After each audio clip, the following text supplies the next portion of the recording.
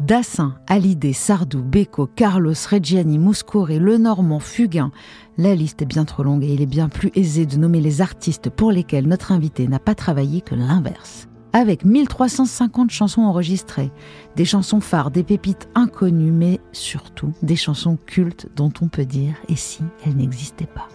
Remplir le vide est le propre de l'addiction et Claude Lemel en sait quelque chose. À près de 80 ans, il en a croisé des gens avides d'amour, de succès, d'intensité, tout comme lui sans doute. Dans les vapeurs d'alcool et de tabac des soirées folles parisiennes, Claude a vécu tant de vies et il continue de le faire sobrement. Bon, tant que c'était l'alcool, ma foi... T'étais pas le dernier. Je donnais pas ma part au chien non plus, moi. J'y allais gaiement quand même, hein, à l'époque. Mais bon, j'ai toujours eu ce côté assez raisonnable, alors que beaucoup d'alcooliques, quand même, dès le lendemain matin, ils recommencent à boire.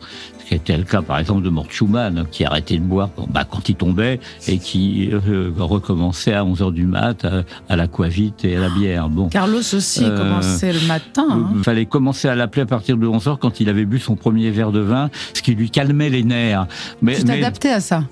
Oui, on finit par connaître les gens avec qui on travaille, puis avec qui on est amis aussi. Non, le problème de Joe, c'est quand il s'est mis à la cocaïne. Le cadeau de Noël, ça rime avec Claude Lemel et c'est ce jeudi dans Contradiction.